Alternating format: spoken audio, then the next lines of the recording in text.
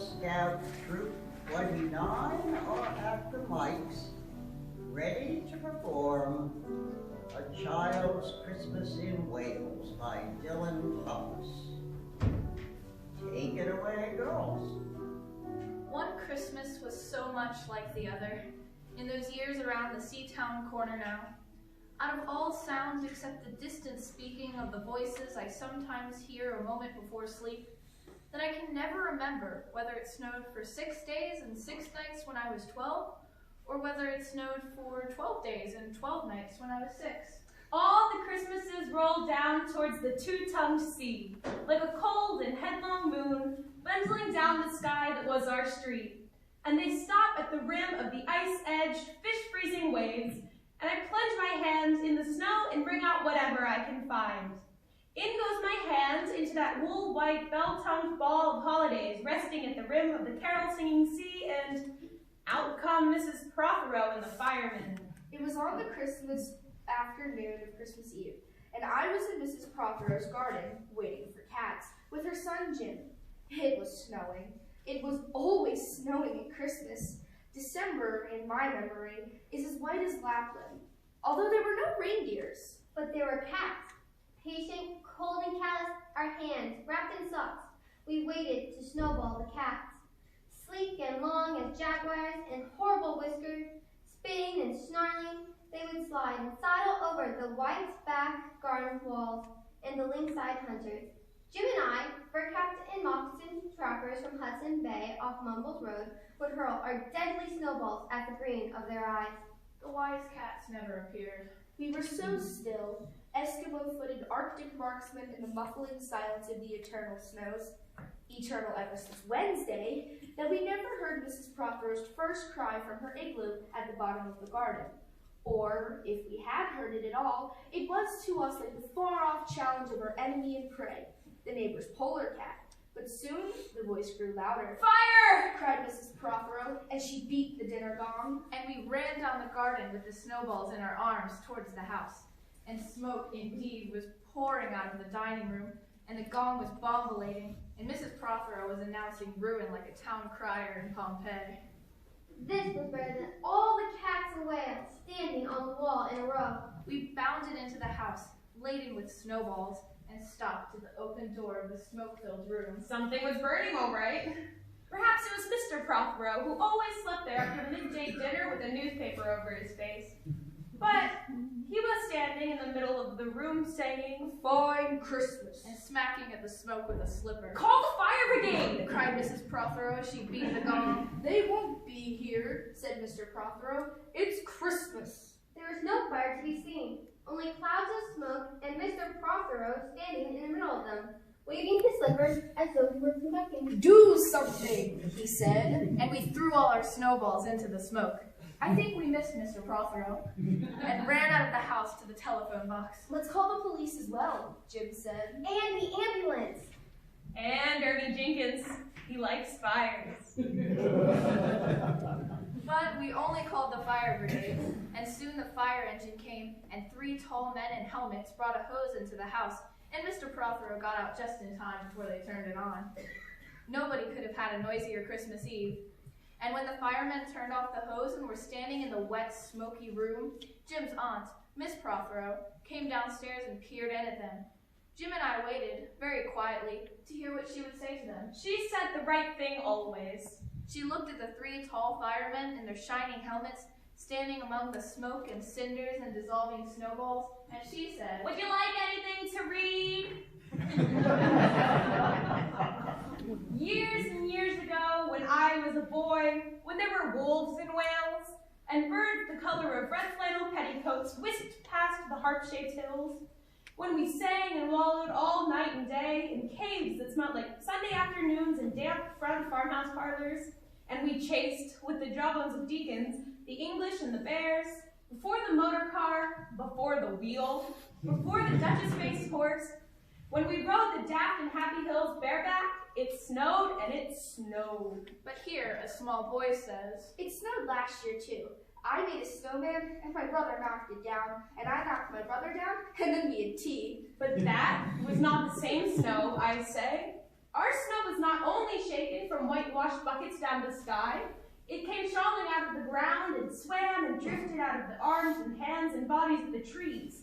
Snow grew overnight on the roofs of the houses like a pure and grandfather moss. Minutely ivied the walls and settled on the postman, opening the gate like a dumb, numb thunderstorm of white, torn Christmas cards. Were there postmen then too? With sprinkling eyes and wind-cherried noses, on spread, frozen feet, they crunched up to the doors and mittened on them manfully. But all that the children could hear was a ringing of bells. You mean that the postman went rat-a-tat-tat and the doors rang? I mean that the bells that the children could hear were inside them. I only hear thunder sometimes, never bells. There were church bells, too. Inside them? No, no, no. In the fat, black, snow-white belfries, tugged by bishops and storks. And they rang their tidings over the bandaged town, over the frozen foam of the powder and ice cream hills, over the crackling sea. It seemed that all the churches boomed for joy under my window, and the weathercocks crew for Christmas on our fence. Get back to the postman. They were just ordinary postmen, fond of walking and dogs and Christmas in the snow.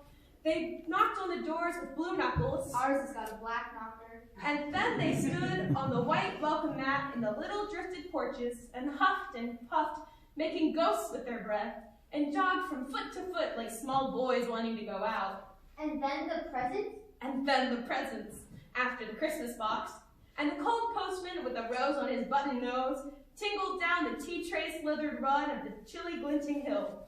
He went in his ice-bound boots like a man on fishmonger's slabs. He wagged his bag like a frozen camel's hump, dizzily turned the corner on one foot, and by God, he was gone.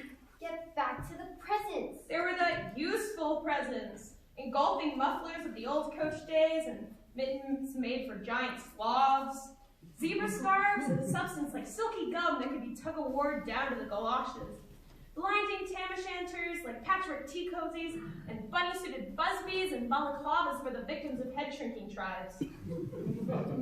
From ants who always wore wool next to the skin, there were mustached and rasping vests that made you wonder why those ants had any skin left at all. And once I had a little crocheted nose bag from an ant, now, alas, no longer whinnying with us. And pictureless books, in which small boys, though warned with quotations not to, would skate on Farmer Giles's pond, and did, and drowned. And books that told me everything about the wasp, except why.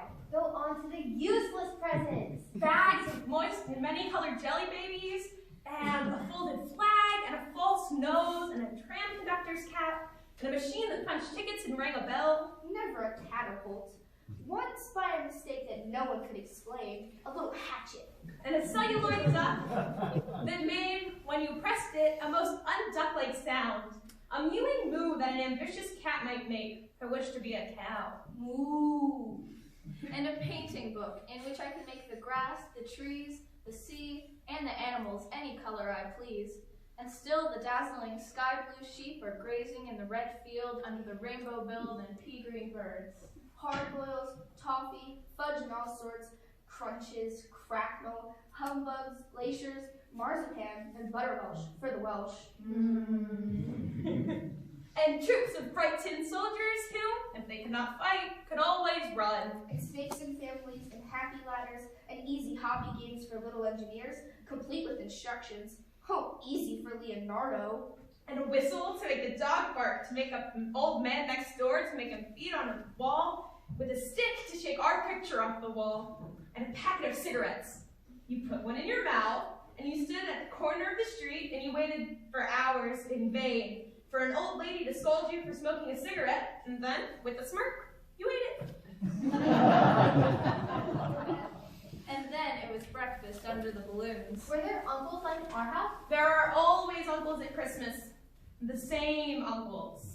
And on Christmas mornings, with dog-disturbing whistle and sugar fags, I would scour the swamped town for the news of the little world, and find always a dead bird by the post office or the white deserted swings, perhaps a robin, all but one of his fires out. Men and women waiting, scooping back from chapel, with taproom noses and wind-blushed cheeks, all albinos, huddled their stiff black jarring feathers against the irreligious snow.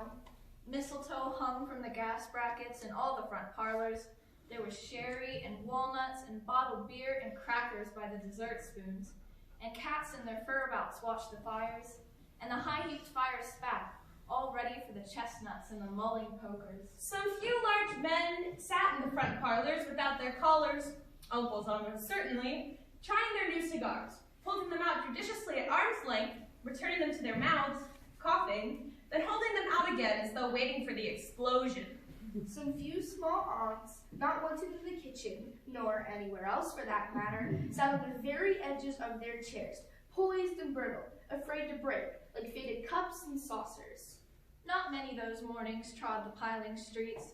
An old man always, fawn-bowlered, yellow-gloved, and at this time of year with spats of snow, would take his constitutional to the white bowling green and back, as he would take it wet or fire on Christmas Day or Doomsday. Sometimes 2 pale young men, with big pipes blazing, no overcoats, and wind-blown scarves, would trudge, unspeaking, down to the forlorn sea to work up an appetite to blow away the fumes. Who knows? To walk into the waves until nothing of them was left but the 2 curling smoke clouds of their inextinguishable briars. Then I would be slapdashing home, the gravy smell of the dinners of others, the bird smell, the brandy, the pudding and mince coiling up to my nostrils, when out of a snow-clogged side lane would come a boy the spit of myself, with a pink-tipped cigarette and the violet pass of a black eye, cocky as a bullfinch, leering all to himself. I hated him on sight and sound, and would be about to put my dog whistle to my lips and blow him off the face of Christmas, when suddenly he, with a violent wink, put his whistle to his lips and blew so stridently, so high, so exquisitely loud that goggling faces, their cheek bulged with goose, would press against their tinseled windows the whole length of the white echoing street. For dinner, we had turkey and blazing pudding, and after dinner, the uncles sat in front of the fire, loosened all buttons, put their large, moist hands over watch chains, groaned a little, and slept. Mothers, aunts, and sisters scuttled to and fro, bearing a tureen. Aunt Bessie, who had already been fined twice by a flock of mouths, whimpered at the sideboard and had some elderberry wine. The dog was sick. Auntie Josie had to have 3 aspirins, but Auntie Hannah, who liked pork, stood in the middle of the snow-bound backyard, singing like a big bosom thrush. I would blow up balloons to see how big they would blow up to, and then, when they burst, which they all did, the uncles jumped and rumbled. In the rich and heavy afternoon, the uncles breathing like dolphins and the snow descending, I would sit among festoons and Chinese lanterns and nibble dates and try to make a model man-o-war, following the instructions for little engineers, and produce what might be mistaken for a sea-going tram car. Or I would go out, my bright new boots squeaking, into the white world, on to the seaward hill to call on Jim and Dan and Jack, and to pass through the still streets, leaving huge, deep footprints on hidden pavements. I bet people will think there have been hippos. What would you do if you saw a hippo coming down our streets? I'd go like this, bang! I'd throw him over the railings and roll him down the hill, and then I'd tickle him under the ear and he'd wag his tail. What would you do if you saw 2 hippos? Iron flanked and bellowing, he-hippos clanked and battered towards us through the snow as we passed Mr. Daniel's house. Let's post Mr. Daniel a snowball for his letterbox. Let's write things in the snow. Let's write, Mr. Daniel looks like a spaniel all over his lawn. Or we walked on the white shore. Can the fishes see it's snowing? The silent, one-clouded heavens drifted onto the sea. Now we were snow-blind travelers lost on the North Hills, and vast, dew-lapped dogs with flasks round their necks ambled and shambled up to us. Fame! Excelsior! We returned home through the poor streets, where only a few children fumbled with bare red fingers in the wheel-rutted snow, and catcalled after us, their voices fading away as we trudged uphill into the cries of the dock birds and the hooting of ships out in the whirling bay. And then, at tea, the recovered uncles would be jolly, and the ice cake loomed in the center of the table like a marble grate. Auntie Hannah liked her tea with rum because it's only once a year. Bring out the tall tales now that we told by the fire as the gaslight bubbles like a diver. Ghosts hooed like owls in the long nights when I dared not look over my shoulder. Animals lurked in the cubbyhole under the stairs where the gas meter ticked. And I remember that we went singing carols once, when there wasn't the shaving of a moon to light the flying streets. At the end of the long road was a drive that led to a large house, and we stumbled up the darkness of the drive that night, each one of us afraid, each one of us holding a stone in his hand in case, each one of us too brave to say a word.